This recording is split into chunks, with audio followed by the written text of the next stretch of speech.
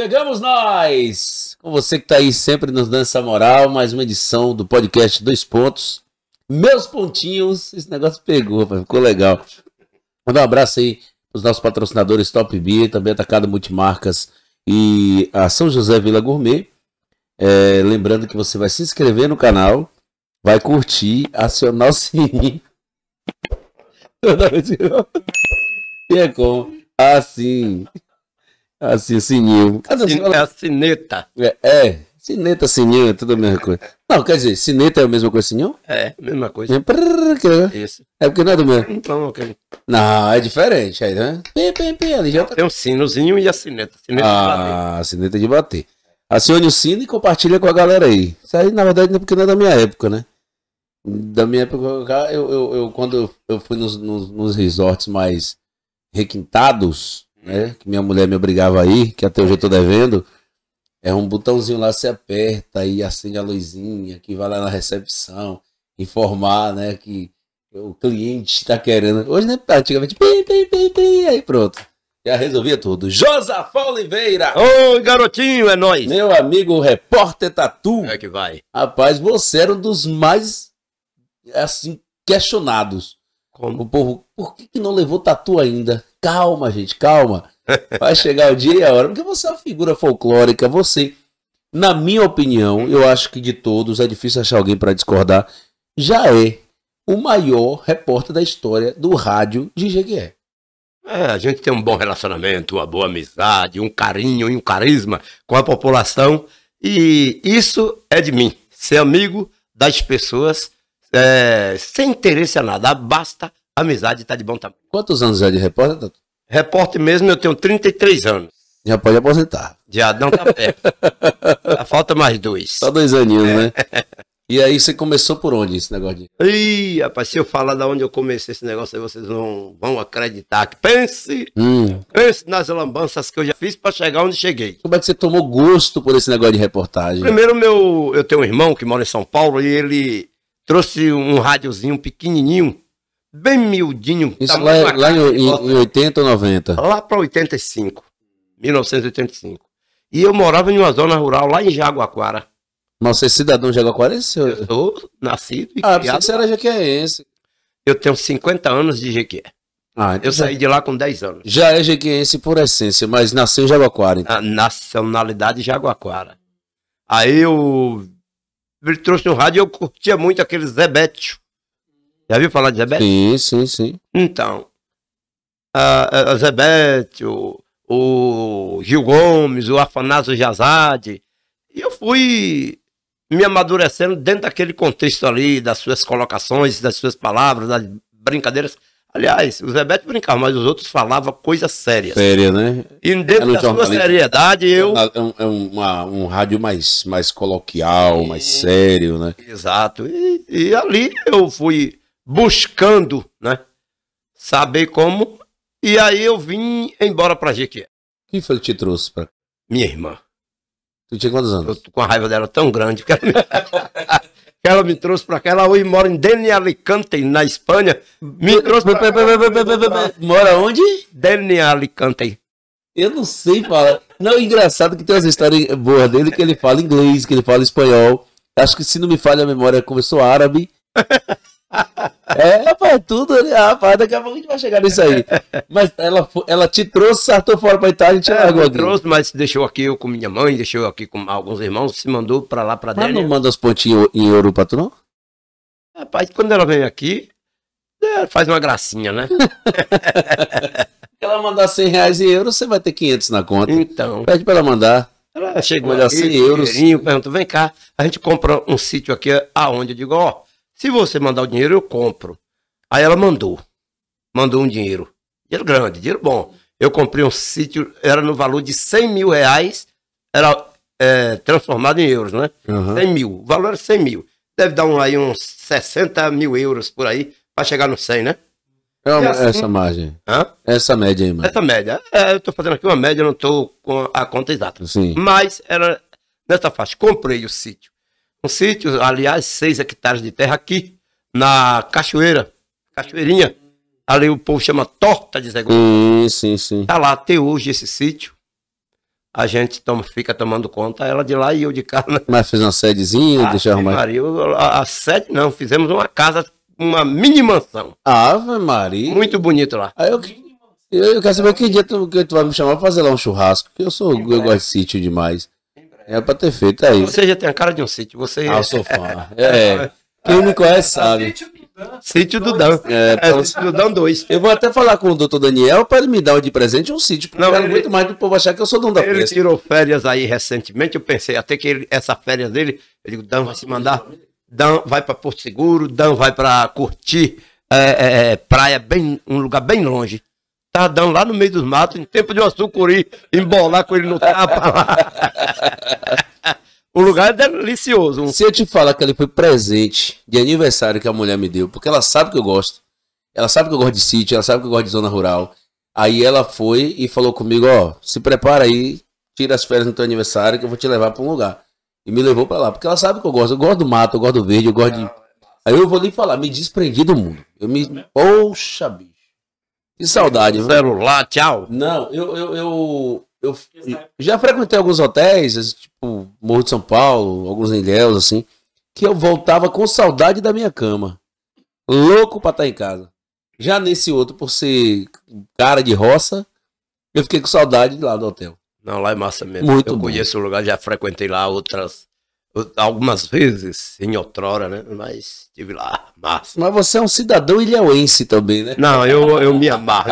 Ó, praia pra mim é tudo. Eu acho que na minha aposentadoria, se Deus me der o poder de eu me aposentar, o meu caminho vai ser Ilhéus. Eu pretendo montar um pica-pau lá, trabalhar em Ilhéus por conta e ficar por lá. A qualidade de vida é outra. Pra quem gosta, a brisa da praia, né?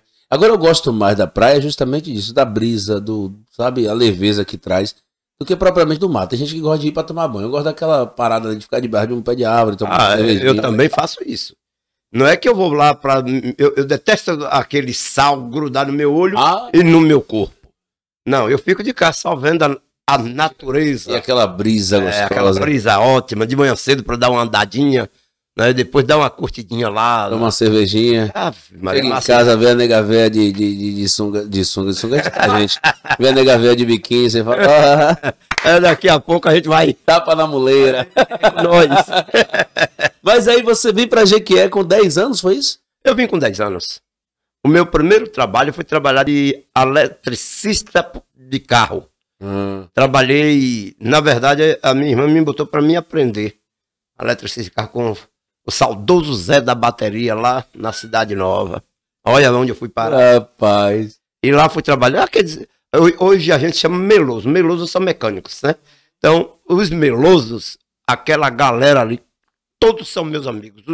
Os mais velhos, os novos, os barrinhas. Sabe o que é barrinha? Barrinha. Os barrinhas de hoje é uma profissão. Barrinha é para me barreirar mesmo. Os barrinhas são todos meus amigos lá na Cidade Nova. Cidade Nova. Mas hoje, se você for mexer no carro, não sai nada. Não, eu não entendo, não sei apertar um parafuso. Não, o meu carro, quando dá problema, eu levo para a oficina, porque eu não mexo exatamente que eu não tenho um conhecimento de causa para mexer na até porque mudou bastante, né? Parte elétrica. Na verdade, estrutural total do carro é totalmente diferente. Hoje tem aquele negócio que vai contactar se o carro está com defeito, né? Aquele rastreador. O rastreador diz onde é que está o defeito. Antigamente era nos olhos e nos ouvidos. Era no olho e no ouvido.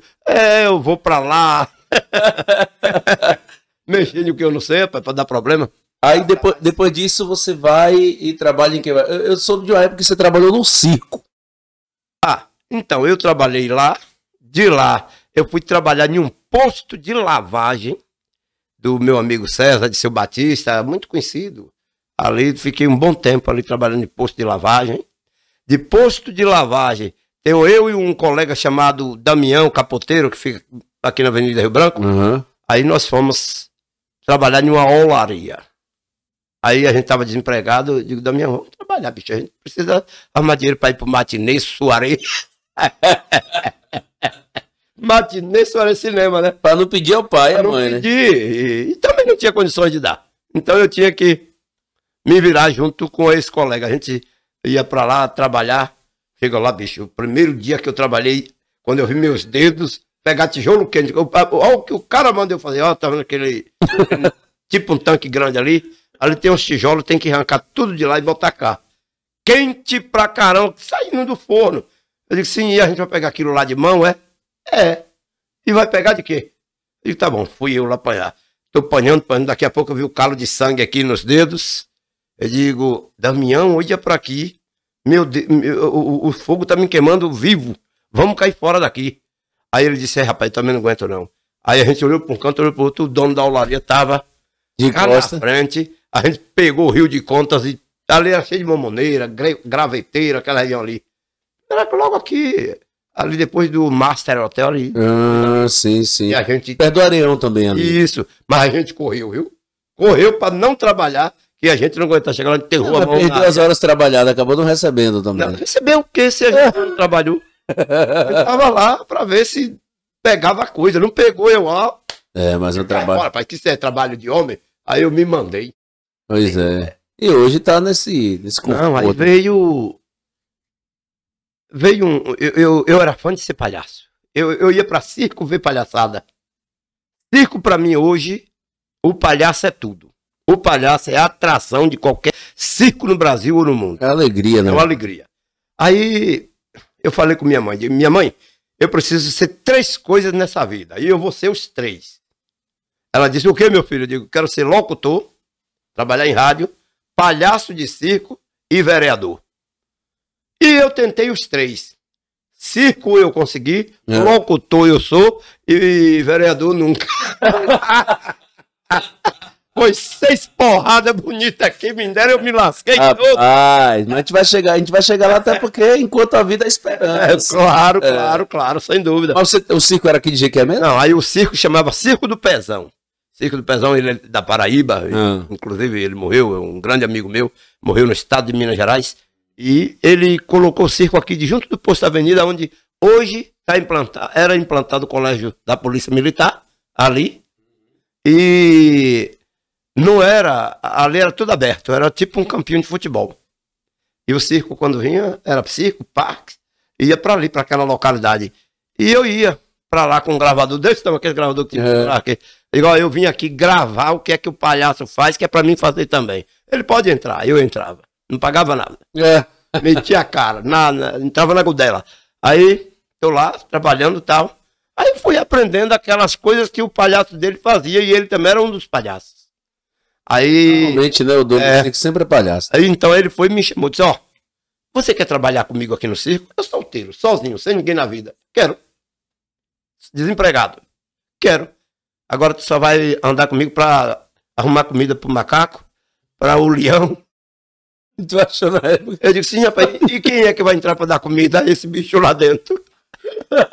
Minha preocupação foi essa. Ele, não, você vai conseguir a comida pra gente dar pra eles aqui. É banana. Eu digo, sim, mas não tem que comprar. Mas você sai pedindo, que o povo dá. Eu digo, tá bom, então bora lá. Aí eu, no primeiro dia, eu consegui tanta banana pro macaco. Tanta banana. O difícil foi a carne pro leão. Ninguém quer dar carne, né? Aí, igual a carne lá, tem que comprar. O pessoal... Não se tocou que ele queria que você doasse. Eu era magrinho. Então por isso que ele falou, não, vai pegar banana mesmo. Ainda tô, né, bem mesmo. Não, você já tá. Aí eu dava essa banana pro macaco, fui dando, e ali ele disse, ó, você aprendeu alguma coisa de palhaçada? Eu digo, aprendi tudo que vocês fazem aí. Ele, eu vou fazer um teste com você. O teste era no Picadeira, gente, só nós, sem ter plateia, sem ter ninguém. Não é que foi engraçado o que a gente então, fez? Você fez um piloto com ele, né? Uma espécie de piloto, exatamente. Aí fez aquele trabalho lá. Aí ele, tu pode já vir hoje à noite fantasiado de palhaço? Eu digo, e a roupa? Onde eu vou arrumar a roupa? Onde eu vou arrumar um sapato desse tamanho? Que eu queria um negócio bem diferenciado. Tinha que fazer, né? Foi. Eu cheguei para uma amiga minha, esposa de um colega ali, que mora vizinha mesmo. E ele não tinha a fantasia? Não, eu tinha que me virar. Que circo quebrado. Quebrado, era um circo, velho, pebinha mesmo, coitado. Só arrumava mesmo para comer. Tem um dia que a gente viajou meio mundo. Fui para Minas Gerais, fui para Paraíba, fui até o Belém, nesse circo. Andando de cidade em cidade. Vai lá que quando a gente arrumava dinheiro para almoçar, para comer, a gente tinha que dar primeiro para os animais. Os animais eram que tinham que comer e nós ficávamos cá, ó, e dormir. Eu não tinha aqueles trailers, não tinha aquelas casinhas de barraquinha.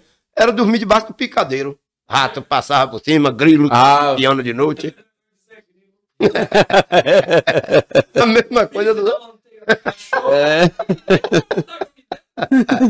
Então, mas foi massa. E olha, isso, meu caro Dan Silva e o amigo aqui Sérgio, isso me deu condição de saber o que é a vida, me deu condição de luta, me deu condição de brigar para conseguir os meus objetivos. Não tenho nada não, mas o pouco que tenho foi na base do suor. Então, tudo isso, eu saí de lá, fui para o Tianito Circo, fui para outro circozinho que passou por aqui, em Jequié, e assim eu fui andando. E aí eu aprendi um monte de coisa em relação à questão de palhaçada. As brincadeiras, as resenhas, né? As brincadeiras de um modo geral. Foi massa, foi legal. Imagino, né? Até porque é uma realização de um projeto seu. Você queria um dia entrar no circo, só de você falar que você é com um gravador para gravar e aprender, e o rádio é muito parecido com isso, porque quando a gente está no rádio, a gente normalmente ouve outros parceiros, colegas que normalmente não são colegas ainda, nós estamos aprendendo, e o que você faz? A gente gravava, eu particularmente fazia assim, eu gravava a fala dos comunicadores, então escrevia, ficava ouvindo e escrevia, e depois ia imitar, para poder pegar como é que funcionava. E aí é um grande processo na vida, né? Eu vou bulir com sua mente. Você sabe onde nós nos conhecemos? Onde eu vi a primeira vez, não lembro, não. Não lembro. A idade. Não, tá...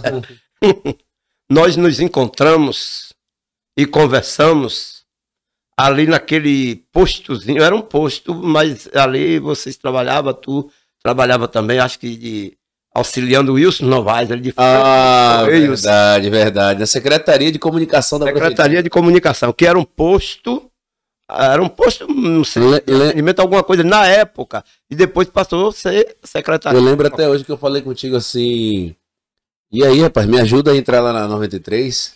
Eu já estava lá. Amigo, você já tem um curso? Eu falei, ainda não, faça o curso que eu vou lhe dar uma força lá. Exatamente. Aparecia até o dono, né? Não. Só. Não é. Outras pessoas também nesse mesmo contexto, nessa mesma pegada. Você tem curso de radialista? Não. E como é que eu vou te colocar? Como é que eu vou pedir o patrão lá para te colocar?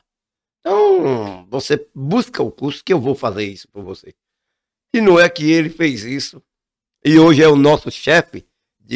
Chefe é o, não, mas chefe é o coordenador, né? É o coordenador da emissora, e que a gente tem um carinho, um respeito muito grande por você, pelo trabalho que você faz. E eu digo mesmo assim, eu tenho um privilégio, Tatu, de poder trabalhar contigo, você, o Jean, o próprio Taboca, a equipe geral, mas tem alguns que a gente, quem sabe aproveitar da vida, aproveita os detalhes. Você é um cara que, como você disse, a gente sabe um pouco da sua história, já ouvi falar algumas coisas, e quem olha para sua história percebe que é um cara que praticamente do zero e chegou onde chegou.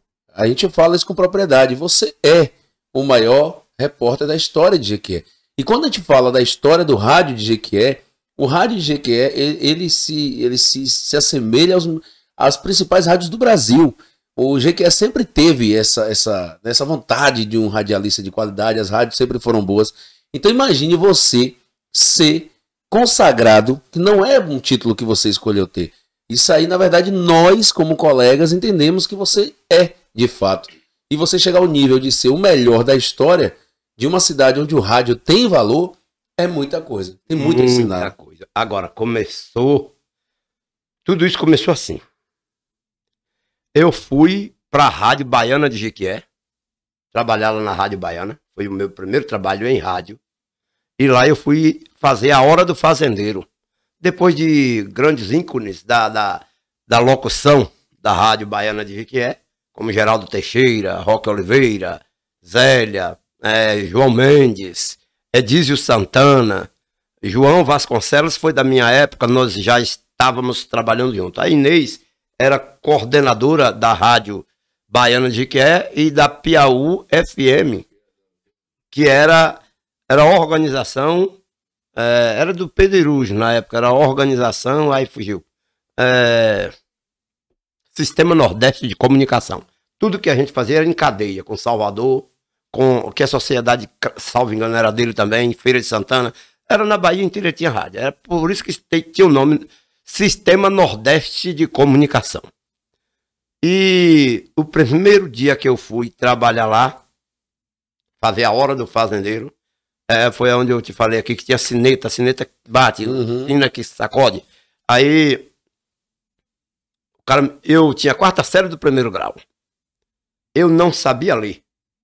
E o cara que mandava as notícias de lá pra cá também não sabia escrever. Era um cego empurrando o outro. Aí me manda de lá pra cá uma praga de uma nota, eu ali matutando, usar uma linguagem aqui bem popular, eu matutando para saber o que era que dizia aquilo. E a Inês, que era a coordenadora, ficava no outro lado, que tem aquele vidrozinho tipo isso aqui, né? E abrindo os bracinhos, aí, embora, olha a hora, embora. E eu digo, vou falar e como tá aqui. O nome era Fazenda dos Pones, olha a diferença. Fazenda dos Pones Gordo. Ficava aqui na região de Morro Verde, essa região aí pra dentro. Fazenda dos Pones Gordos. Atenção, Joana. Atenção, João. Joana manda avisar que já ganhou neném e precisa que você venha buscar ela no ponto de sempre. O ponto de sempre era um pé de árvore, uma cancela, um lugar desse assim, né? É o lugar que parava ali, depois via de carro e de lá seguia de animal. Eu, sem saber ler, eu digo, na minha cabeça só vinha Fazenda dos Cornos Gordos. Essa foi de lá, sabe? Inês, dando pressa lá, vai embora. Espera aí que eu vou falar agora. Atenção, Fazenda dos Cornos Gordos. Atenção, Joana manda avisar que é para você esperar ela no mesmo lugar de sempre. Pronto. Aquilo ali foi um assanhamento. Foi um alvoroço. Foi um futuqueiro. O caba partiu de lá do meio dos matos e já veio com um facão na mão. Gente, foi um inferno. Eu entrei num dia e saí no outro, na rádio. Tom Careca, que é um grande amigo meu, ele tem uma loja de carros usados e novos. Aí ele disse, rapaz, entra aqui no meu carro, deixa eu te levar, que eu tava chorando muito, que o meu sonho era rádio. E perco o emprego. No primeiro dia. Ele me botou no carro e veio me trazer em casa. E aquele homem riscava o facão embaixo. E Inês, saia daqui agora comigo, né? Saia daqui agora que você aqui esculhambou, foi tudo. Digo eu. Eu chorando nervoso, desci a escada mil. Quantos anos isso aí? Ah, rapaz, isso aí tem Isso aí tem na faixa de uns 25 a 26 anos. Meu Deus. Quando eu trabalhava lá. Pense num futuqueiro. Tu pensou que foi nisso e depois vem o deputado Euclides Fernandes e compra aquela rádio. Ele comprou aquela rádio. E antes dele comprar, um dia ou 2 antes, eu fiz uma entrevista bombástica com ele, que eu estava com a língua afiada. Eu saí, levei uns 6 meses sem voltar para o programa Hora do Fazendeiro. Eu digo, peraí que eu sei como eu vou fazer. Inês saiu, cheguei para o coordenador, digo, eu queria comprar um horário. Ele, qual horário? Eu digo, de meio-dia. E qual é o nome do programa? Meio-dia, Jornal do Meio-Dia, a Hora da Verdade. Ele, quanto é que você quer pagar? Eu digo, não, é você que vai dizer. Eu pago 200 por mês. Não, é pouco. Eu faço 450. Sei que amarramos ali, ficou em 350. Mas 350 há 25 anos atrás era uma fortuna. Era muito dinheiro. E eu tinha que vender comerciais para arrancar esse dinheiro, para pagar ele dentro do comercial, arrancar dinheiro para mim também. E ali eu fechei o negócio. Aí criei o programa, Jornal do Meio-Dia, a Hora da Verdade. Agora eu vou falar do meu jeito mesmo. Não vou ficar aqui enfeitando voz, não. E eu disse, Rei, não é que deu certo? Não é que deu certo? A coisa espontânea foi que fluiu, né? Fluiu. Aí veio o Euclides Fernandes, comprou a rádio. 2 dias antes eu fiz uma entrevista boa com ele, ótima. Aí ele disse, ó, meu filho, você, a partir de hoje, o deputado, a partir de hoje você vai pra minha rádio. Eu digo, sim, mas como é que eu vou? E o meu aqui? Não, você vai ficar aqui e lá nós vamos arrumar um horário para você. Aí eu fui. Fui para lá. Ei, sufoco. Rádio grande, cheio de funcionários. Funcionários tudo culto, sábio ou burro. Mas olha, eu não vou citar nomes aqui, que toda ausência é atrevida, mas teve uns 2 colegas de trabalho. Hoje paga pau pra mim. Hoje... Respeita. Hoje eles estão... Eu digo lá no programa a qual eu dirijo, que, na verdade, comigo aqui é pau por cima da moleira da concorrência. Por quê? Porque eu me vi lá atrás, pessoas pisando, dizendo, esse homem não dá certo aqui não, tira esse homem. E ia bilhetinho pro patrão, ia pessoas falarem lá pessoalmente, tira esse homem que não dá certo, ele tá vindo de um AM, manda de volta para lá, era assim. Eu digo, pronto, vou perder o trabalho daqui também, e perdendo daqui eu vou perder o de lá. E os caras massacrando, são meus amigos hoje, tenho um maior respeito por eles, são grandes profissionais, mas ali, naquele momento, no olho da rua, o patrão, não, rapaz, pega esse rapaz aí, vamos lapidar ele, que ele vai ser um bom locutor lá na frente. O patrão tinha consciência, mas o peão era o capeta, era o satanás, era quem ficava cutucando com a vara curta para eu voar. Digo, e outra coisa. E o rádio mudou muito. Eu já estava com um nó no gogó com aquilo. E assim, o patrão me bota para fora, mas na saída eu te pego, mas eu te dou tanto pau no meio da rua que eu te deixo mole no chão. Ali já estava certo para eu embolar no cacete mais dele. Estava certinho. No meu pensamento, né? No meu pensamento. Graças a Deus não botou para fora, né? Não botou para fora, fiquei tu até hoje. Mas teve umas passagens. Eu não sei se você conhece essas passagens que teve comigo lá na 93. Eu conheço uma que viralizou em todo o Brasil. Inclusive foi um dos primeiros áudios a viralizar. Porque nessa época não tinha esse negócio de viral. Né? Não tinha. Mas antes de você trazer essa viral, o Sérgio ele questionou em off aqui o porquê Repórter Tatu. Eu conheço essa história, mas eu queria que você transmitisse agora para os nossos seguidores. Sai da Rádio Baiana. Foi na Rádio Baiana ainda? Foi na Rádio Baiana. Eu achei que estava na 93 já. O Arimura, ele me convidou para ser repórter de um programa que ele apresentava, o Arimura Comunicando. Eu digo, vou, sem problema nenhum. E no primeiro dia que eu entrei na condição de repórter, já tinha uma bagagezinha, já dava para não meter muito feio. Uhum. Aí, naquele momento, ele disse, os pássaros do viveiro, eles estão comendo, dá um pulinho e já cai pronto. Eu digo, envenenou a comida. Pronto, mas só um parênteses aqui para você que está acompanhando a gente e não entende. Antigamente o viveiro, principalmente essa geração que vem agora, recente, existia de fato um viveiro. Exatamente. Lá existia, né, um grande viveiro, onde tinha muitos pássaros. E depois foi que na reforma da praça, que continua a Praça do Viveiro, mas não tem mais o nome. Mas naquela época tinha os pássaros lá. Muitos pássaros e pássaros diferenciados, né? Pássaros como canário, coleira, rolinha, papagaio, arara. Tinha muitos pássaros. Eles comiam aquela comida e morria. Aí o Arimoroto vai para lá, entrevista o proprietário daquela padaria, fugiu aqui o nome dele, mas um cara 100%, cara decente. Aí eu cheguei lá, usei o telefone, que ainda usava aquelas fichazinhas, né? Disquei, falei com ele que eu iria fazer entrevista com ele, que foi a Arimura que tinha mandado e tal. Aí ele, agora vamos chamar o repórter Furão, direto do Viveiro. E ele fez a saia dele por lá para me chamar tal. Aí, não, Furão não. Repórter Tatu, que tá cavando a notícia. O Arimura que me apelidou. Eu gostei. Deixei o Repórter Tatu. E a partir daí, a gente decolou com esse nome. Fui candidato várias vezes vereador, utilizando o Repórter Tatu, que eu tenho um outro apelido que chamava Farrinha. Farrinha eu deixei de lado. O Farrinha veio de onde? O Farrinha é da família. Familiares, irmãs. Josafá Farrinha. Aí eu digo, vou deixar o Tatu. E o Tatu hoje, eu criei aquele blog meu e cheguei dentro. E foi outro estouro também. Outro estouro. Eu cheguei a 36 milhões de acessos. 36 milhões em um ano e meio. Em um ano e meio. Agora, a bagaceira que eu via no mundo, eu botava. E deixava o pau cantar. Aí ficou esse apelido e tal. Aí pronto, eu dei sequência aos trabalhos com o apelido Repórter Tatu e estou até hoje.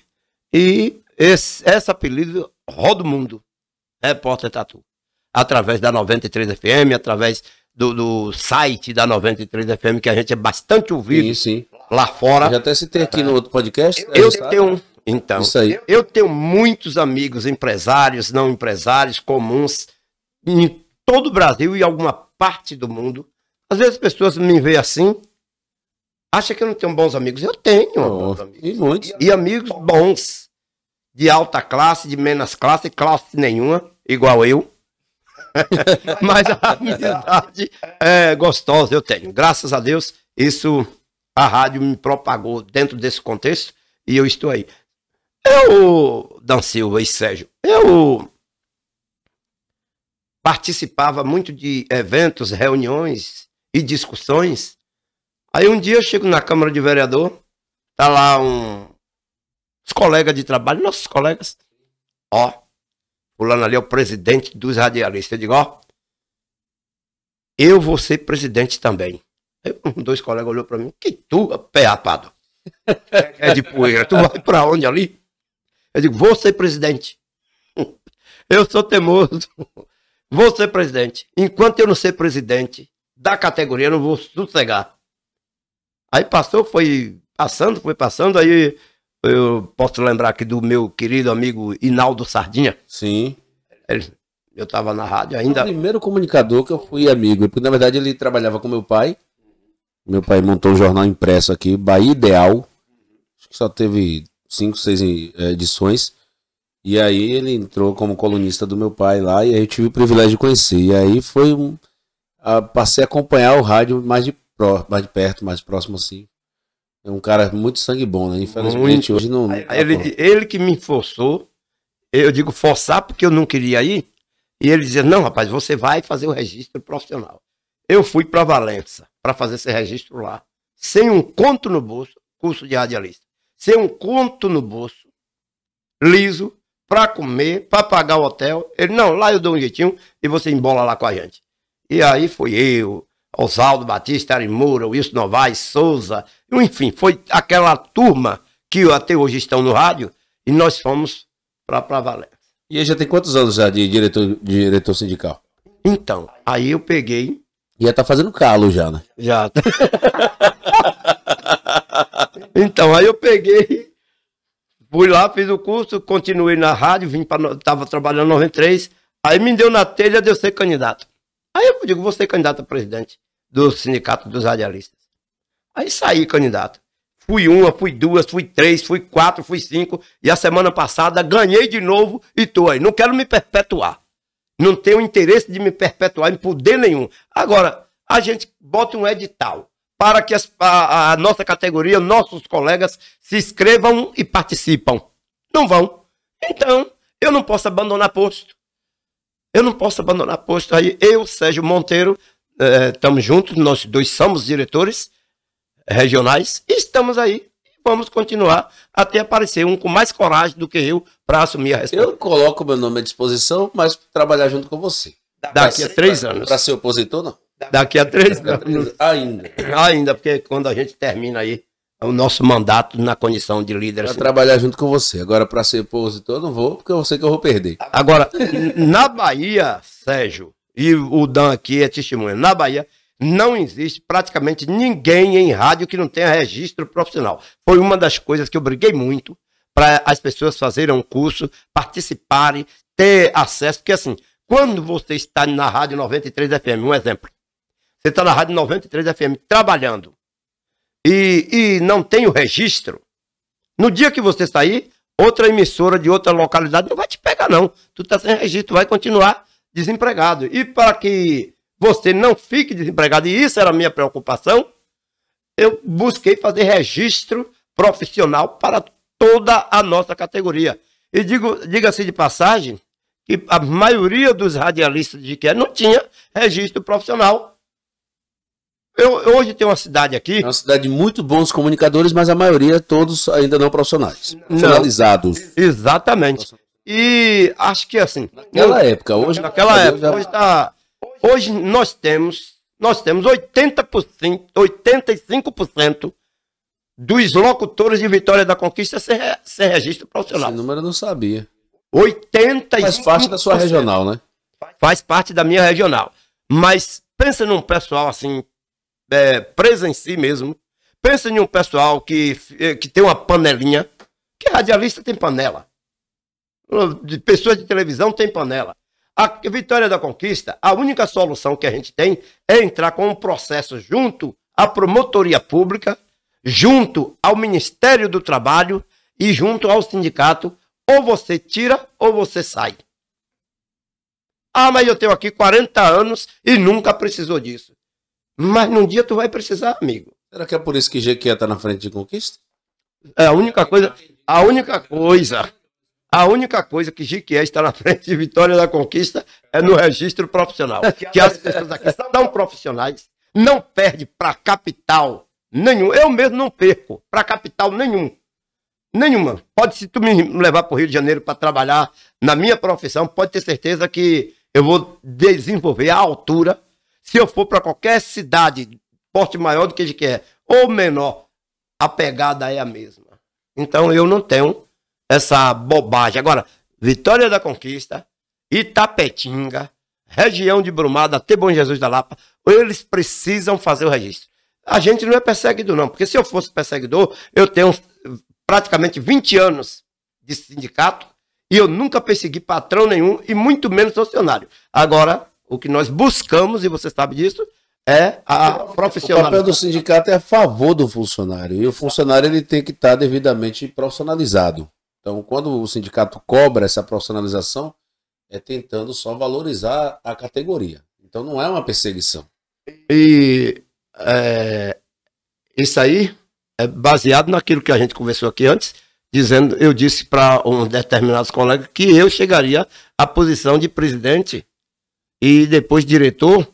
Eles não acreditavam que eu era capaz. Uma vez eu fui dar uma ficha a um colega meu, que vocês sabem quem é, conhece. Eu fui dar uma ficha para ele votar em mim. Ele riscou assim, não, vota em analfabeto. Eu fiquei com aquilo preso por dentro, mas também não questionei. Aí aquilo me fez... Aquilo foi bom para mim, quando ele me chamou de analfabeto. Não quer citar o nome dele, não? Não.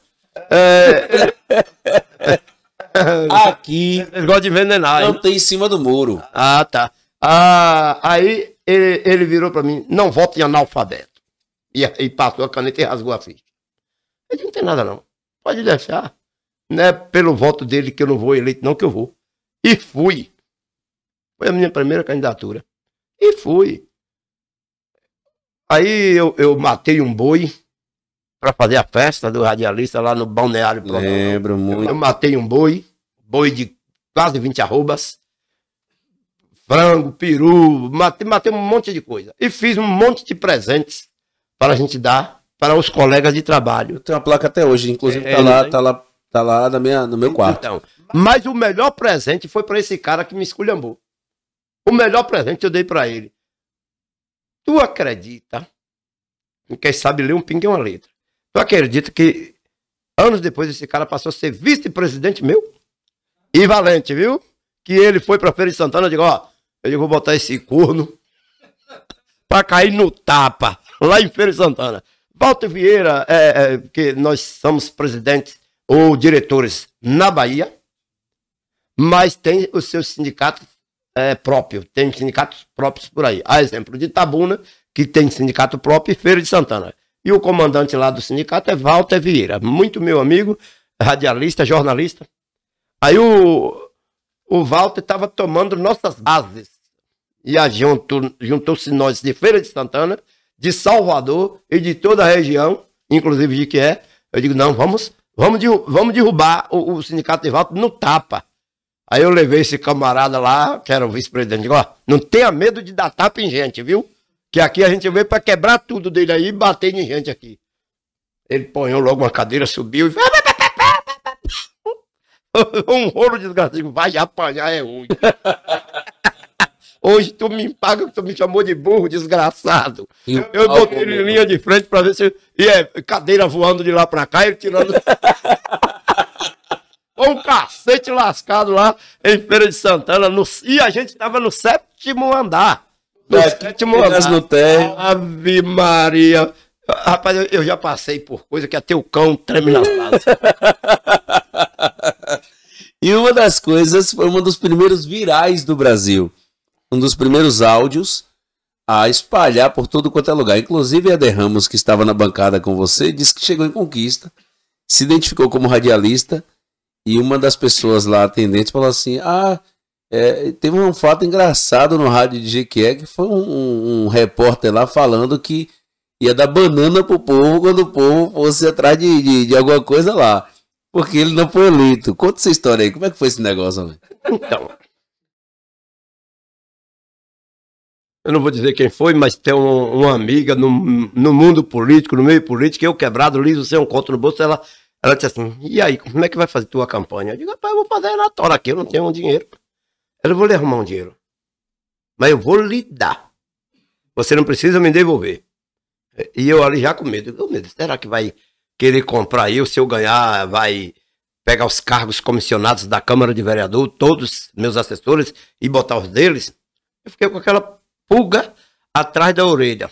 Porque você pega 35 mil reais, dá assim, a uma pessoa do nada, e ela me deu esses 35 mil reais. Esses 35 mil reais, se eu não fosse candidato, eu comprava um carro novo, na época. E ela me deu esses 35 mil. Eu tinha mais 5, foi para 40, meu patrão me deu mais 5, foi para 45. E eu estourei todo na política, eu acho que eu não soube estourar. Eu peguei uns cabos eleitorais infelizes, e aquele recado foi para os cabos eleitorais da época. Uma revelação bombástica agora, porque na verdade a conotação foi uma piada para essa galera aqui que você... Não, aquilo viralizou e pessoas lá em outros estados e outras cidades, inclusive próxima a nossa aqui, pegou o meu ensejo, minhas colocações, transformou lá na mente deles e eles fizeram a mesma, para pior ou para melhor, mas fez. E eu disse o rei mesmo. E eu disse a língua. Não escapou ninguém. Porque assim, se você investe 45 mil, o dinheiro que você investiu, esses 45 mil, e ainda faço isso hoje, é exatamente para que... Ou Sérgio, o Dan sabe disso, eu sou um cara que fico passando o ano todinho, anos e anos e anos na emissora de rádio, pedindo a quem tem para dar quem não tem. Porque aquilo me pesa chegar uma mulher com uma criança, 2, 3 crianças ali, e pedindo que não tem comida em casa, que não tem um dinheiro para pagar uma água, uma luz. Isso fora de política e sem a gente fazer barganha, que eu não faço barganha. E eu vou lá, corro atrás e ajudo. Nessa enchente aí, Dan Silva, eu dei geladeira, eu dei televisão, eu dei sofá, eu dei mesa, dei cadeira, dei estante, dei um monte de coisa. Dei porque me deram para eu dar.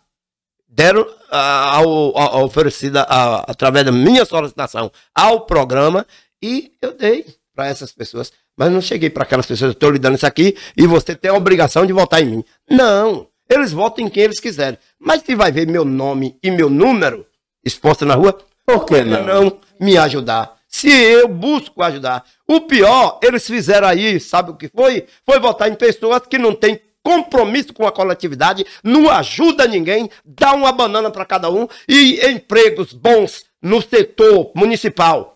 Vai para a família deles e eles ficam chupando o dedo. É isso que eu sou contrário. É isso que eu não acredito. É isso que eu não entra em minha cabeça.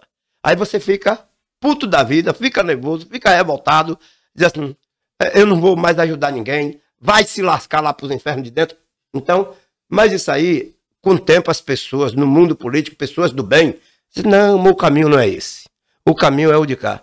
Sabe que eu tenho coragem, sabe que eu busco para ajudar as pessoas, sou defensor do bem comum, então é isso. O que não entra em minha cabeça é ver o que eu já vi em outrora, lá na Câmara Municipal, e ver o que estão fazendo hoje, que não parou. É um erro gravíssimo da população ficar repetindo o vereador. É um erro gravíssimo. É repetir os mesmos. Rapaz, tem um ditado que se diz, Sérgio, que o homem de bem não deveria se envolver na política. O homem de bem não poderia participar da política. Mas eu tenho um contraponto. Se o homem de bem não se envolve, o mal toma conta. Então tira o mal e vai o bem, pô. Mas depende de você, depende do cidadão e da cidadã daquele município. Eu estou falando do município de Jiquié também. Mas, na época da eleição, se troca por telha, por cimento, por aviso de luz pago, um aviso de água, um óculos. Gente, dentadura, pelo amor de Deus. Isso não é favor para você fazer barganha. E tem gente que faz isso. E quando ganha a eleição e que chega lá, ele vai tirar aquele dinheiro que investiu em você, em A, em B, em C. É porque se ele investir... Entendeu? Se ele investe 200 mil reais, 300 mil, ele não te dá uma pipoca. Ele te manda tu ir te lascar para lá e diz assim, se você não votar em mim, eu compro outra pessoa no futuro. E é essa parte que me intriga, que me engancha, que eu não gosto. Eu gostaria que as pessoas votassem comigo. Um exemplo, votasse comigo. Eu estou eleito, me cobrasse a nível de trabalho, me cobrasse para que a gente busque fazer requerimento, solicitação, indicação, projeto de leis, para poder... São os 4 pilares básicos de um vereador quando quer trabalhar pelo município. E eu tenho conhecimentos de causa dentro desse contexto, mas não consigo chegar lá porque as pessoas são vendidas, são compradas, se envolvem com coisas que não devem se envolver, e aí a barganha é o voto. E nessa parte aí, eu não vou fazer nunca, porque eu tenho compromisso com a verdade, eu tenho compromisso com as pessoas carentes, eu tenho compromisso com as pessoas que precisam de mim, e eu também preciso daquelas pessoas. Então, essa é a minha questão dentro do contexto da política. Por que você ama tanto assim? Porque se observar, você insiste tanto em ser candidato, as pessoas percebem que o comentário no nosso meio radiofônico é de um cara que deseja muito estar na política, estar como vereador. Por quê? Então, eu não quero ser um dia vereador para me perpetuar no poder. Eu gostaria de ser vereador para crescer dentro do contexto da política. Sair de vereador para um vice-prefeito, quem sabe um prefeito, um deputado estadual. Se você não sonha, lamento. O sonho, quando você sonha e torna em realidade, isso é bom para você, bom para a família e bom para a comunidade que aposta em você. Eu gostaria muito de ser vereador para mim crescer dentro da política e poder ajudar aquelas pessoas que precisam. E nós temos muitas pessoas que precisam, muitas, mas não fazendo barganha, não fazendo troca. Entende? Dan, quando você tem a cabeça boa, com pensamento bom, no sentido de buscar ajudar, se você faz um projeto para criação de indústrias, para geração de emprego e renda no município, você está tirando as pessoas que estão no sufoco com a mala pronta para São Paulo, para Salvador e para Rio, embora daqui de Jiquié, porque aqui não oferece emprego. Mas tu vai dizer assim, mas tu é vereador, que projeto é esse? Sim, você faz o projeto, encaminha para um deputado federal e encaminha para o governo do estado. E para isso você precisa ter um alinhamento com o governo do estado e também com deputados federais, deputados estaduais, no sentido de trazer essas grandes empresas para a geração de emprego e renda no município. Ah, mas o vereador não tem essa condição. Tem sim. É como eu disse, se você tem um relacionamento, você faz o seu projeto, encaminha para eles, o seu não vai valer nada naquele momento para ele apresentar lá. Mas ele vai fazer o dele, baseado no meu, para trazer esses objetos para cá. Isso tem que ser feito, meu filho. Agora fica vereador inaugurando um poste. Botou uma luz, vai inaugurar. Fez um risco no chão, vai inaugurar. Eu tô lá atrás de inaugurar poste, rapaz. Eu tô lá inaugurar lâmpada. Vamos pensar grande. Jiquié tá crescendo. Jiquié tá crescendo. E a gente tem que tirar o chapéu para as coisas que estão acontecendo em Jiquié. E é essas coisas que a gente tem que ir para cima, cair para cima, ajudar. E não dizer que enquanto mais pior, melhor. Então, a minha luta, que não vou parar, será em busca do bem comum para a sociedade de Jiquié. A polêmica depois do intervalo com Sérgio Costa, que ele sim é o fator polêmica desse podcast. 2 pontos, por isso que é 2 pontos, viu? Eu não discordei de você ainda, mas daqui a pouco a gente quebra o pau aqui, porque aqui é assim. Pode cair pra dentro. Top Beer, um abraço, Atacado Multimarcas em São José Vila Gourmet, que vai mandar uma pizza deliciosa pra você. Você que tá aí ligado com a gente, não esqueça. Meu amigo Zé do Pão. Grande Zé do Pão, gente fina demais. Daqui a pouco a gente tá de volta aqui no podcast 2 Pontos com a gente. Deixe suas comemorações ainda mais especiais com a Top Beer. Temos uma ampla seleção de cervejas geladas, vinhos nacionais importados, destilados premium, refrigerantes e muitas outras novidades. Temos preços promocionais e entrega rápida. Ligue ou faça seu pedido pelo WhatsApp 7335254012.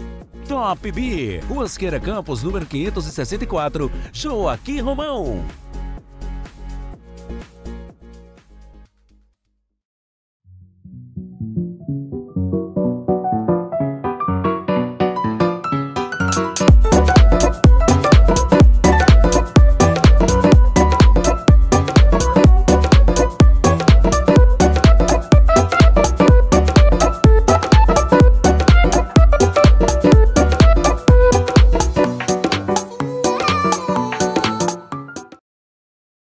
Voltamos, 2 Pontos Podcast hoje com Josafá, repórter Tatu, ou Farrinha. É muito nome para uma pessoa só, viu? Puxa o microfone aí, produção, que ele não tá querendo falar mais. Fala tanto de microfone que já não tá aguentando. Vai, fala aí, microfone. Agradecer o grande Zé do Pão, como é, né, carinhosamente chamado. Cadê Sérgio? Vem pra cá, vem bater seu papo aqui com o Tatu. Aproveita e mostra a pizza deliciosa que mandou de presente para você, viu, Tatu? Se você permitir, eu vou levar só um pedacinho pra mim aqui. Meu amigo Zé do Pão. Vou levar só um pedacinho logo aqui. Enquanto o Sérgio bate um papo contigo, eu já vou degustando ali. São José Vila Gourmet, que hoje, sexta-feira, tá lotado, viu? Hoje é sexta? É. Ah, é verdade. É. Eu pensei que era sábado. Gente. Não, hoje é sexta. Massa. Essa galera é uma figura, viu, gente? Sextou. Sextou. Tomar um cafezinho aqui agora. Cafezinho. Café com pizza é bom? É. Café com pizza é bom? Eu acho que café é bom pra tudo, né? É, né? Rapaz, eu nunca vi minha avó adorava, quando eu cheguei aqui na Bahia, a minha avó adorava café com farinha. Não, eu já comi. É isso, eu não conhecia. Porque era lá do sul, a gente conhecia não. Sim, aí ela me mostrou. Café com farinha. Eu adorei. Ficou um pirãozinho gostosinho com açúcar. Ela botava canela também. Rapaz. E a gente não tinha condições financeiras naquela época para comer pão, comprar pão todos os dias. Era farinha mesmo com café. Eu lembro. Ela fazia assim, que tinha cada receitinha, mingau de puba. Café com bolo de acarajé. Um bolo de acarajé. Café com acarajé? Isso aí eu nunca vi, não. Isso aí fica pra tu. Isso eu não conheço, não. É a mesma Eu já vi uma grávida comer acarajé com leite condensado. Foi. Mas é o desejo. Foi uma brincadeira que a galera tava comentando. Que uma comia tijolo, comia telha, aquelas coisas todas. Aí na brincadeira, assim, aí acarajé com leite condensado. Aí pronto, a boca da mulher encheu de água. Tu sabe como é grávida, né? É verdade. Encheu de água, ela, não, eu quero comer isso. E deram uma acarajé com leite condensado.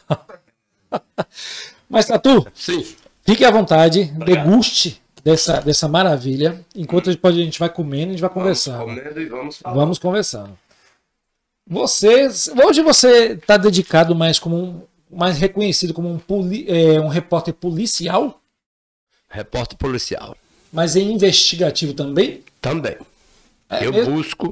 Eu busco saber das coisas para trazer com responsabilidade. Eu não vou só de que me falaram. Eu vou na fonte buscar. Nossa. Qual foi assim a reportagem policial mais imprevisível, assim, a que mais te chocou, vamos dizer assim? Todas me chocam. Todas me deixam assim com um ar de preocupação. Mas eu fui em 2 ações, pessoalmente, e que me chamou muita atenção. Qual foi? Eu fui na cidade de Ibirataia, um cidadão matou a mulher, ele melado, chupado, tem anos, chupado, bebeu muito e sonhou que ela estava lhe traindo. Aí ela dormindo, ele no sonho, mas com o pote cheio, pegou o machado, cortou a mulher todinha de pedaço. Esquartejou, né? Ótimo pra gente. Ótimo momento. A gente tá comendo ouvir uma história dessa. Mas tudo bem, eu pedi. Eu falei.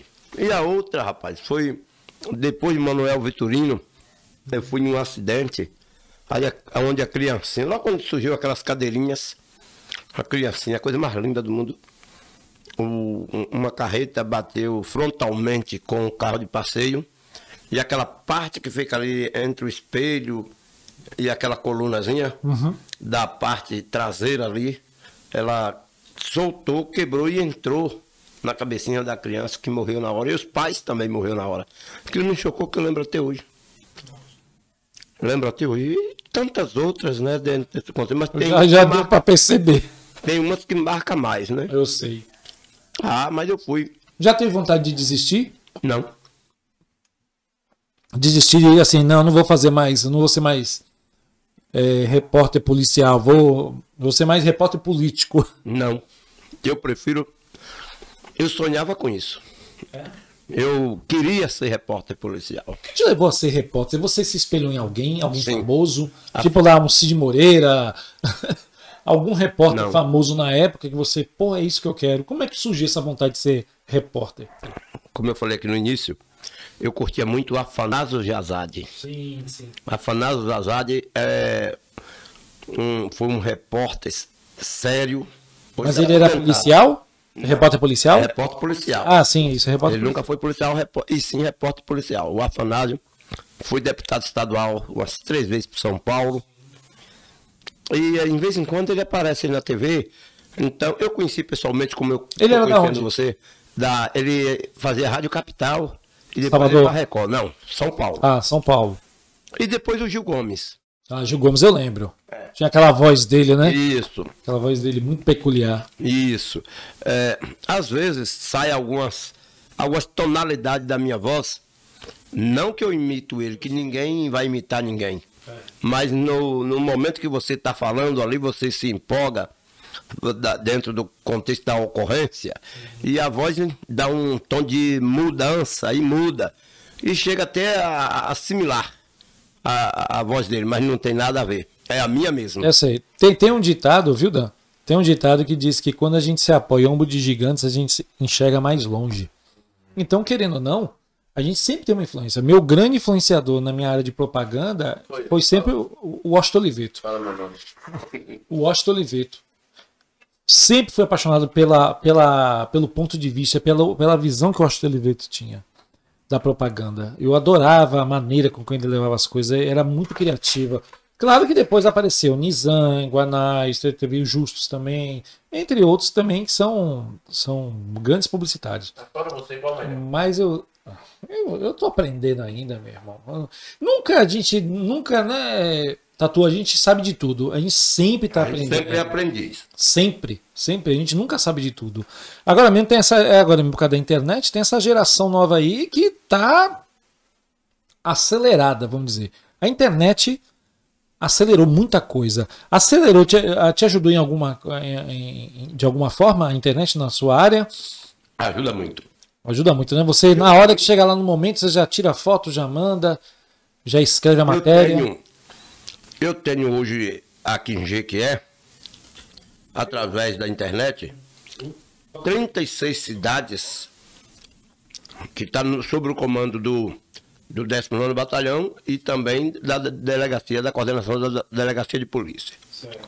Todos esses delegados eu conheço, como conheço também os agentes. E eles... Como ele trouxe? Legal, né? E eles nos mandam as ocorrências através da internet. Sim. Até porque a gente ia para lá buscar na porta do batalhão, buscar na porta da delegacia, e isso empatava os trabalhos deles. Então ele colhia as ocorrências, mandam para a gente, aquelas que realmente é de interesse também deles, é óbvio. E aquelas ocorrências que não é de interesse, então ele não manda. E E quando não manda, eu também descubro. Entendeu? Você já foi impedido de trabalhar por causa da política? Se eu já fui impedido de trabalhar por causa da política. Você tá fazendo uma matéria, aí um político falou, epa, isso aí vai sujar minha imagem, vai sujar a imagem do meu partido. Não faça. Não. Mas se chegassem a te propor isso aí, você faria o quê? Eu fazia tudo que eu estava fazendo antes. Olha, seja lá quem for, meu trabalho, a única pessoa que deveria impedir o meu trabalho seria meu patrão, que é um político veterano, e ele nunca na sua vida impediu que eu fizesse nada. Ele sempre diz, faz as coisas com responsabilidade para não me trazer problema. O maior exemplo dessa questão de pergunta aí é que eu sou um homem que estou com quase, eu vou para 35 anos, certo. já, de reportagem, mas vamos para o normal, 32 anos, 33 anos é o que eu estou fechando. Eu não tenho um processo por parte de pessoas que se achou maculado ou denegrido, enquanto eu tenho colegas que têm 3, 4, 5 na mesma profissão, tem vários processos, eu não tenho nenhum. Isso quer dizer cautela, certo? Responsabilidade e, acima de tudo, tratar as coisas com respeito. Por que eu te perguntei isso? Porque nós estamos numa cidade do interior.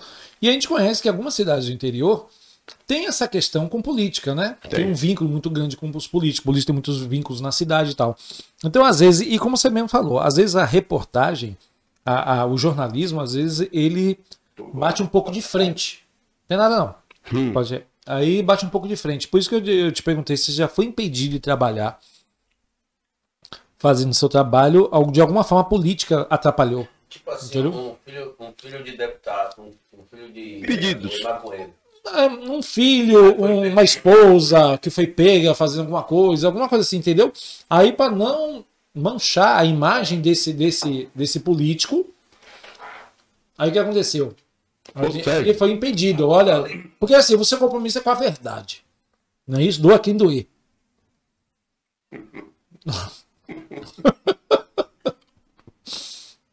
Ele lembrou de alguma coisa. Foi. Tá vendo? Ó. Aqui tudo é ao vivo, é assim mesmo, viu? Sérgio, ninguém nunca me fez um pedido. E quando eu sinto que vai vir um pedido, eu não aviso que aquela matéria vai ao ar e eu solto com antecedência. Eu solto logo pro pau quebrar. Quando o pau comeu lá, ou o pau comeu em cima de mim, a matéria já foi. Eu tenho um compromisso com a verdade, tenho um compromisso com as pessoas lá fora. As pessoas querem ouvir aquilo e é aquilo que vai ao ar. Entendeu? A não ser que eu seja impedido de colocar o ar, porque não é, eu tô em um microfone, não é eu que estou lá na mesa. E chega lá ao ouvido do mixista lá, do operador de mesa, e que eu também não saiba, e que na hora que eu chamar a matéria não sai, porque ele que está lá na mesa já tomou a informação que não é para aquilo ir ao ar, e não chegou a eu. Mas enquanto não chegar ele e a eu deixo o pau comer. Entendi. É complicado, viu?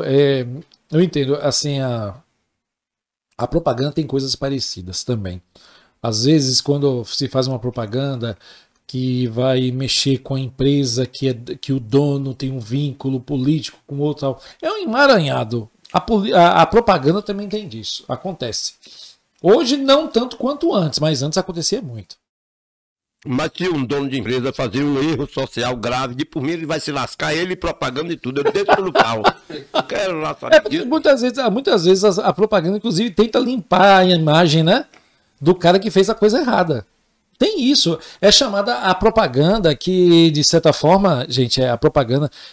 Teve uma época que a propaganda, ela tentava limpar muita sujeira. Nos anos 80 e 90. Muita sujeira.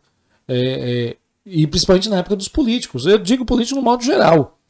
Era o cara que era dono de uma empresa, mas entrou na área política, ele roubava, mas a propaganda política dizia que não, que nunca aconteceu, que aquilo era coisa da oposição. E a propaganda política, o marketing político, teve uma época que ele se tornou muito muito sujo. Não diga assim para pessoas que estão vendo, mas para quem fazia. Entendeu? Porque a pessoa sabia que o político estava errado, estava metido em um monte de coisa errada, mas tinha que vender aquela imagem. Fazia por dinheiro. Fazia, mas fazia, entendeu? Hoje, graças à internet, principalmente, né, a comunicação em si, as coisas voam, né? Como você me falou, as notícias voam. Você dando uma notícia hoje, agora, nesse exato minuto, mais de 1000 pessoas já estão sabendo. E na nossa época a gente só via pelo rádio, ou pela TV, ou através do jornal impresso. Não é isso? Verdade. E hoje não. Hoje, com o advento da internet, o que a gente faz hoje e fala, todo mundo está sabendo instantaneamente. Né? E me diz uma coisa, você pretende ficar nessa... Quando quiser, você tem algum outro projeto para você fazer uma coisa diferente? Você vai continuar fazendo rádio? Ou vai para campo? Ou quer ir para um outro lugar, quer fazer um outro tipo de televisão, por exemplo? Não.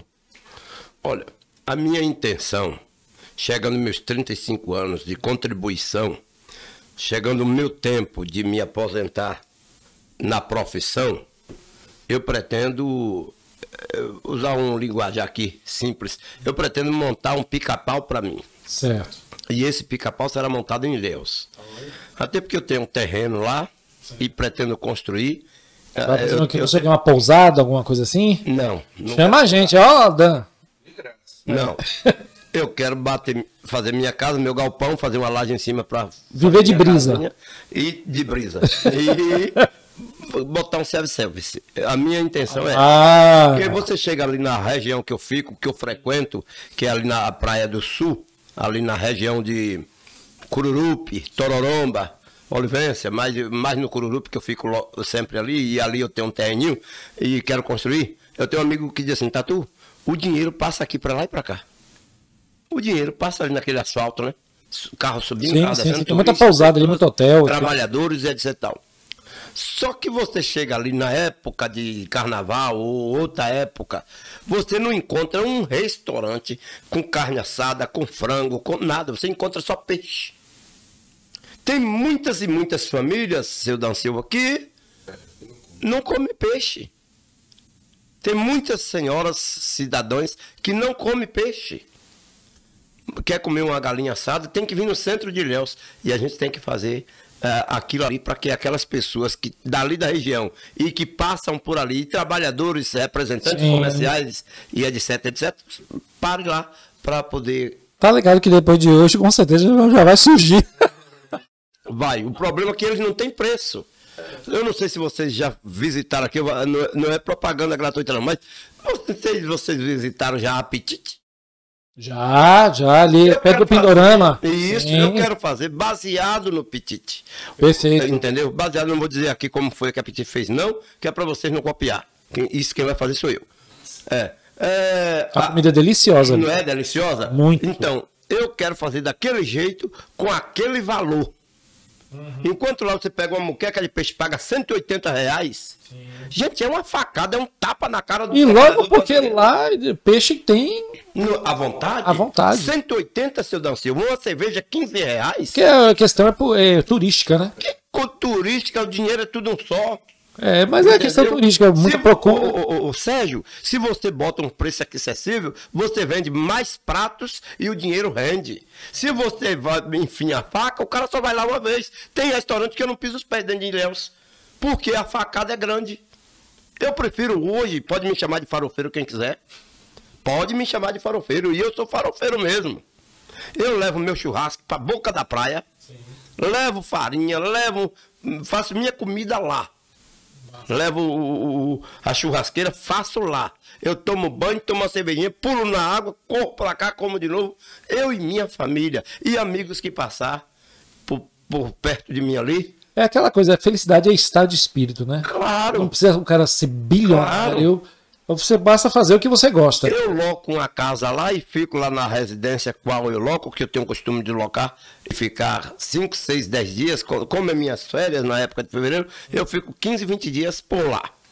Então eu loco essa casa, fico lá, faço meu almoço em casa. Eu não dou mais dinheiro em boca de praia. Quer roubar, vai roubar o capeta, não eu. E gente besta que vai para aquelas barracas. Que luxo que tem ali?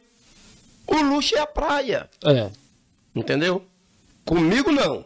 Quem quiser fazer, que faça. Não empato ninguém e ir para onde eles querem. Agora, eu é que não vou. E como bem, como que eu quero. Faço vários tipos de comida lá. Um dia eu cheguei lá que você buleu, eu vou falar, né? Fala.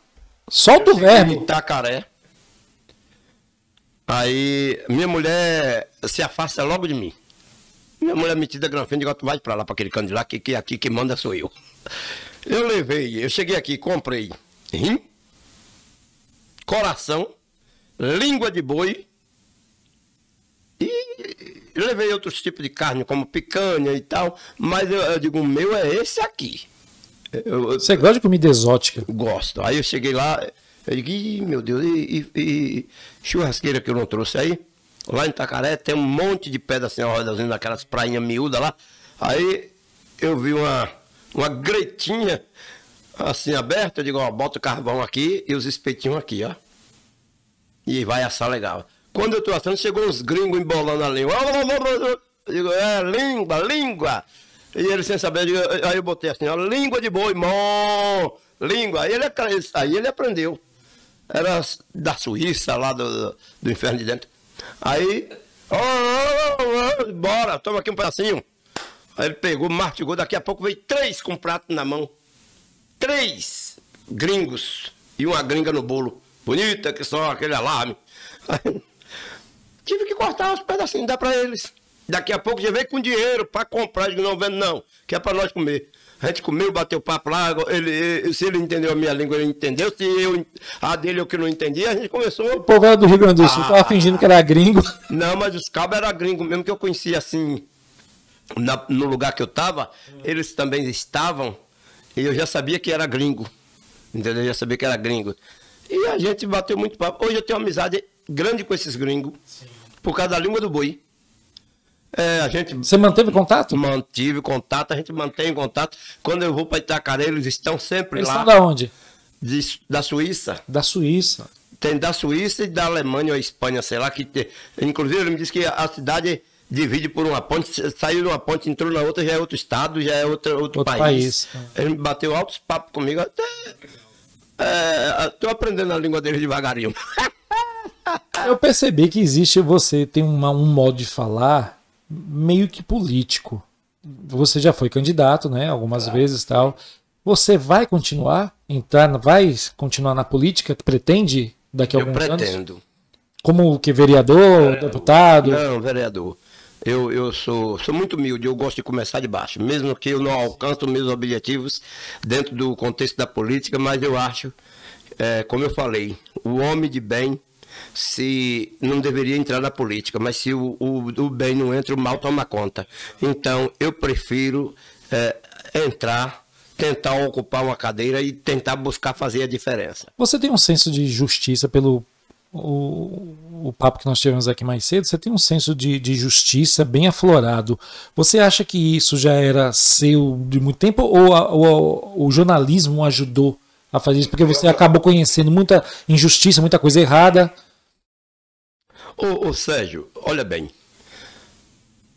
Eu fui um cara sofrido. Trabalhei em roça, já carreguei saco de repolho na cabeça, caixa de tomate. Mexi com isso para os outros. Fui muito sofrido e também fui pisado por pessoas que têm seu poder aquisitivo. E não vou dizer que ainda não sou, não, ainda sou, mas moderado, entende? Eu vejo aí as pessoas passando privações e aquilo não dá, eu não aguento ver aquilo. Eu não aguento ver criança chorando de fome. Eu não aguento ver uma pessoa pedir para pagar uma água, uma luz. A gente sabe das condições financeiras daquelas pessoas. Se eu não conhecesse, se eu não fosse lá, se eu não frequento as áreas periféricas da minha cidade, eu dizia que eram pessoas que vinham em busca de alguma coisa para poder me ludibriar, tentar dar um golpezinho pequeno, mas seria... Mas não, eu conheço as pessoas que me procuram, são exatamente aquelas pessoas que eu já vi do dia a dia, sei onde está, sei onde mora, sei da situação e sei que tem uma família toda desempregada. Eu tenho um projetinho.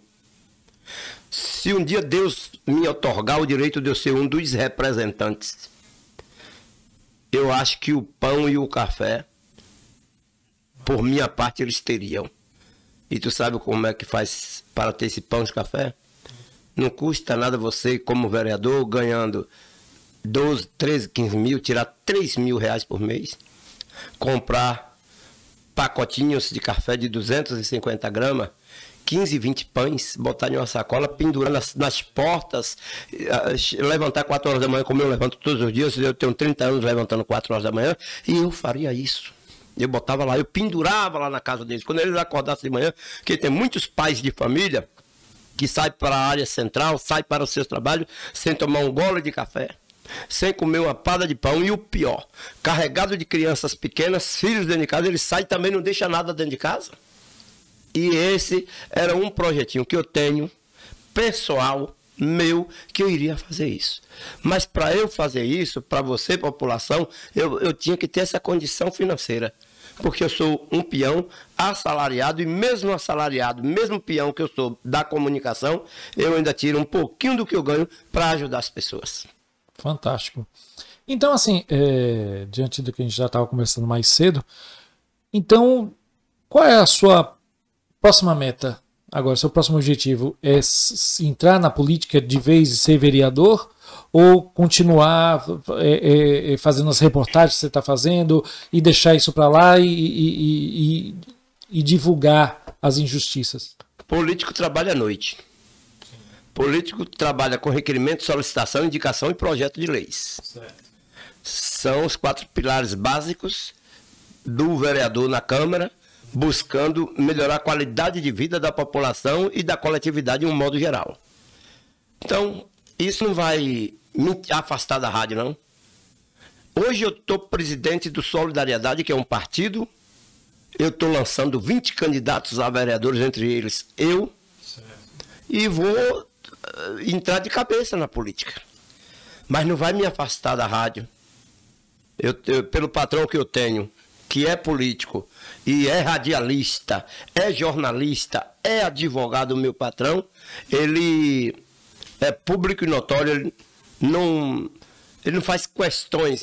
O que ele faz questões é que a gente anda honesto, que seja sério, que seja competente, que não traz problema para ele e nem para a sua empresa. E isso eu tenho feito, como os meus colegas de trabalho, que está ali um Dan, tem feito também. Então nós buscamos isso. Agora, eu como vereador, eu na condição de vereador, obviamente que eu continuo com o mesmo programa. Se eu não tiver um programa fechado dentro da empresa, eu parto para produção independente, mas continuarei. Perfeito. Para finalizar, seu partido é esquerda ou direita? Meu partido é em cima do muro. Não, ele tem tendência mais para a esquerda. Tendência mais para a esquerda. Tá certo. Então, Tatu, muito obrigado por você ter vindo. Cara, foi fantástico. A gente já se conhecia de vista, até porque eu já em outros podcasts já tinha comentado que eu tenho tinha muito vínculo com rádio na época, né, com uma agência de propaganda, conhecia muita gente, a maioria dos coordenadores, os donos de rádio, e sempre lhe via e sempre soube que você era um repórter policial bem competente. Tanto que quando a gente estava montando esse podcast aqui, eu e Dan fizemos uma listinha, logo de cara, as pessoas que nós queríamos trazer, que eram personalidades interessantes, e você estava na lista. Que bom. Foi mesmo. Foi a ideia de Dan. Assim, não, temos que trazer. Eu concordei, com certeza, temos que trazer. E um prazer maravilhoso. Espero que você possa voltar quando você tiver realizado o seu projeto, tanto de vereador, como também o projeto que você falou de ajudar algumas pessoas, os projetos de sociais. Não é quando você já estiver em vigor, eu faço questão que você venha aqui e que você explique pra gente. Claro, não tenha dúvida. Venho sim com muita honra e satisfação e mostrarei a prova do 9. Porque não adianta você aqui falar, ter tanta falácia, explicar, buscar, explicar para que as coisas aconteçam e quando chega lá fazer tudo diferente. Não é do meu feitio. Eu tenho, só para concluir aqui meu raciocínio. Todo cidadão casado ou não casado que tem uma residência é uma empresa. Se você, na sua casa, trata como empresa e trata todo mundo bem, cá fora vai ser a mesma coisa. No dia que você desmantelar a sua casa, você desmantela qualquer coisa cá fora. E lá na minha casa, eu tenho respeito com minha família. É pequena, são 4 pessoas. Meu filho, minha filha, minha mulher e eu. Tenho respeito com minha família, tenho respeito com meus filhos, tenho respeito com os meus vizinhos, tenho respeito com a população de Quer e trato as coisas sérias como deve ser séria. Não fui um expert nos estudos, mas o pouco que eu aprendi me deu vergonha. Me deu vergonha na cara para não praticar erros nenhum e continuar sendo um cidadão livre, trabalhando, mostrando a diferença e não compactuando com pessoas ruins. Então, minha profissão também exige isso, que eu seja honesto, seja direito. E aproveito aqui o ensejo para lhe agradecer também pelas perguntas. Muito obrigado. Adorei participar desse podcast. Perfeito. Meu amigo Dan Silva, muito obrigado também.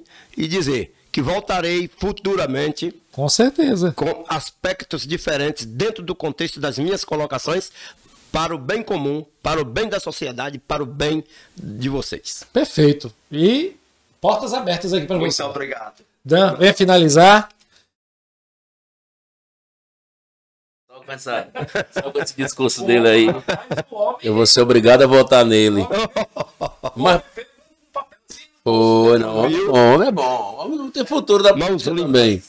Mas eu quero saber o seguinte, pra gente fechar. É natural na comunicação a gente errar. Não são perfeitos, né? Sim. Mas quando um repórter erra, além da graça, tem hora que se torna até algo sério. Que é informação. E você já matou algumas pessoas. Sem ter morrido. Né? Tava demorando essa pergunta. Pensei que tá... Então, não matei... De uma pancada só, eu matei 35. Foi. Eu matei 35 pessoas. Isso na linguagem do jornalista, do repórter, é gafe, né? Sim. A gente cometeu gafe. E saiu de Mutuípe 2 ônibus carregados de garis e funcionários da prefeitura que iria para Bom Jesus da Lapa. Iria para Bom Jesus da Lapa, em Romaria. Ali, após o Lajedo do Tabocal, um dos ônibus tombou.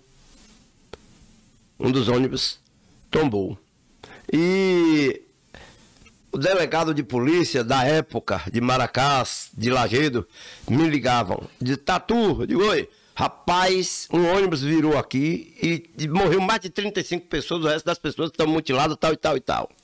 Digo, é nada, como assim, rapaz? Explica direito. E eu doido para dar aquele furo de reportagem, ser o primeiro. Aí ele disse, rapaz, aconteceu. Quando um bateu o telefone, o outro ligava.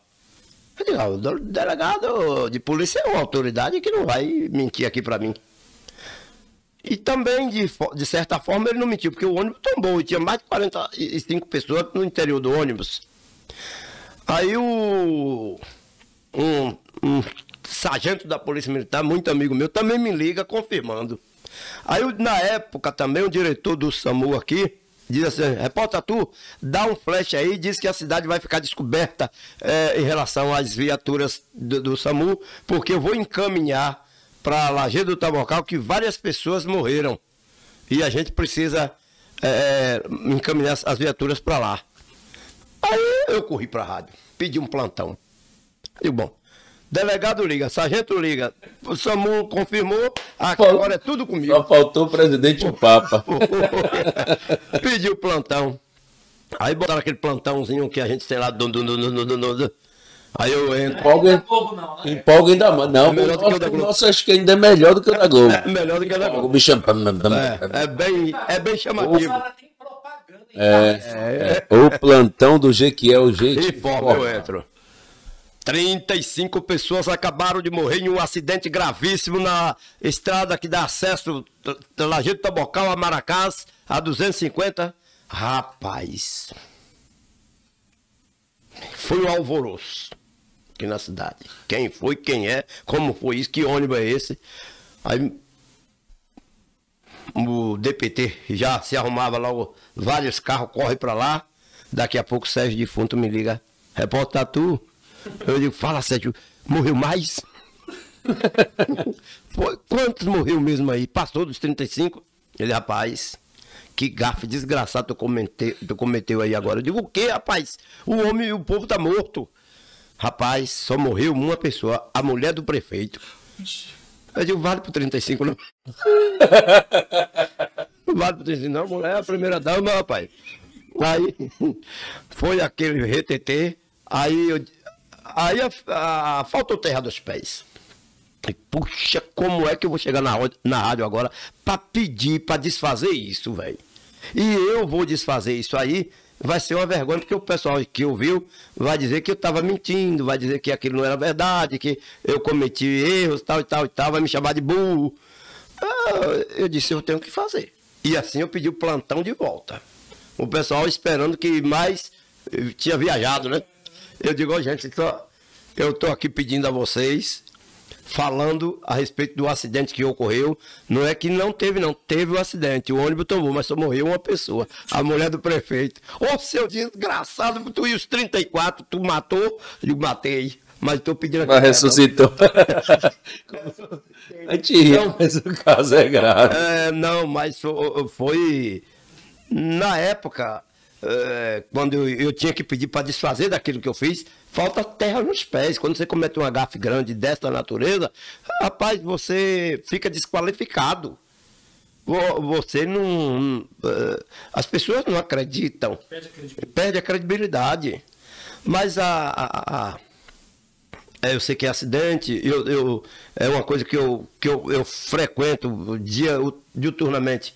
Eu sou o primeiro a falar sobre as estradas aqui em Jequié e sei do que está acontecendo e não acontecendo, mas, sincero e honestamente, o acidente aconteceu. Mas você não foi lá no acidente? Não, eu não fui. E nem o delegado também foi, alguém disse para ele. Não, isso, o delegado não foi, alguém disse para ele. E ele... Agora, eu recebi telefonemas de autoridades, então eu confiei na autoridade, na fonte que eu recebi. Entendeu? Isso. E um outro acidente gravíssimo que eu participei, assim, indo lá, um policial federal na época me chamou, Tatu, a gente precisa... As viaturas saíram para um acidente aqui na região da 330 e... Eu preciso fechar o posto, eu estou sozinho para ir para lá. Tu pode ir, mas eu digo, posso. Aí eu fui com esse amigo meu, que é policial rodoviário federal, lá para tirar fotos das pessoas que morreram, para entregar para eles, não para mim, para entregar para eles. E ele ia fechar a estrada. Aí sim, morreram 35 pessoas em um acidente ali no quilômetro 75. Um ônibus e um caminhão carregado de pó de giz. As pessoas morreram tudo inalada. Eles estavam dormindo, são cortadores de canas de açúcar que veio do Mato Grosso, que estava indo para o Ceará. Era uma época de ano novo. E isso eu estava lá 1h30 da manhã. 1h30 da manhã, quando eu e o Polícia Federal foi para lá, e também a mortuária. A gente foi para lá para fazer a cobertura e o policial orientar as pessoas ali, tal e tal e tal. Eu vi uma ceninha triste, as pessoas assim, com a cabeça fora da janela, aquela fila de gente com a cabeça assim, fora da janela, todos mortos. Todos mortos. E nesse mesmo lugar, uns 3 meses antes, houve um acidente que morreu mais de 40 pessoas e eu estava lá. Eu falei para rádios do Brasil inteiro e televisão. Eu falei para a rádio e televisão do Brasil inteiro a respeito das pessoas. Você sabe, você entende de jornalismo, Dan também, quando você tem uma matéria que chama a atenção do Brasil e do mundo, eles te compram a matéria. E eu forneci para todas as televisões sem cobrar nada. Não, eu estou aqui... Pobre porque quer, né? Não, eu não cobro de jeito nenhum. Eu acho... Pois é. Então, aí eu passei para televisão, passei para rádio, 45 pessoas. Inclusive eu vim em um carro, que só no carro eu trazia 8 pessoas mortas para deixar ali no Instituto Médico Legal, e outros carros também a mesma coisa, a polícia na frente, polícia atrás, para a gente seguir até Jequié, trazendo esses cadáveres desse acidente. O acidente foi tão gravíssimo que essas pessoas eram da Pedreira, aqui em Jequié, Alto do Cemitério, aqui em Jequié, Jaguaquara, Tiruçu, entroncamentos. Eles estavam naqueles carros tipo caminhão aberto, boia fria. E iriam apanhar café em uma fazenda chamada Agribaía, que fica em Brejões. São espanhadores de café. E o acidente foi tão gravíssimo que bateram em um carro de boi, não tinha boi, bateram em um carro de boi ali, também nesse mesmo lugar do 75, e mais de 40 pessoas morreram. Esse eu estava lá e tenho foto até hoje dessas pessoas. Inclusive eu tinha meu blog, foi aí que meu blog pipocou, estourou no Brasil e no mundo, porque eu estava lá 1 a 2 horas da madrugada. Eu não tenho hora para ir em um local desse, só se eu não souber. Mas eu sei porque tudo o que acontece aqui na nossa região, eu sei. Falou, e agora eu lembrei daquele acidente de Itaúna. Acidente de Itaúna? Sim, que explodiu o caminhão com fogo. Eu estava lá. Esse repórter. O acidente de Itaúna aqui? Explodiu? Com o carro. Não explodiu aquelas pessoas que estavam no carro cheio de fogo. As pessoas ao redor que estavam lá também morreram. Foi na cidade de Itaúna. Foi quase uma época de São João. E aquele carro de fogos estava passando ali para entregar. Não sei se estava vindo para aqui ou para outra cidade. E passando na Igreja Católica, de frente à Igreja Católica. Explodiu. Que ficava bem quase do asfalto, que é a passagem a gente seguir para Piauí, vindo para cá, é aquela explosão que comerciantes de bares, de restaurantezinhos, de pessoas que estavam ali próximo à igreja, que é uma pracinha, um jardim, uns morreram e outros ficaram sequelados até hoje. Meu Deus. Eu estava lá, eu fui para lá. Eu estava lá. E tantos outros de proporção maior ou menor, que eu também estive presente. E, inclusive lá em Santo Antônio de Jesus, eu estava narrando, eu fui para narrar um bingo na época do Badica, e eu estava num carro de som fazendo a propaganda do carro de som do saudoso Nelson. Aí eu estava divulgando lá em Santo Antônio de Jesus. Quando a gente estava descendo uma ladeira, só viu aquela explosão. Matou mais de 20 pessoas naquele dia. Mais de 20.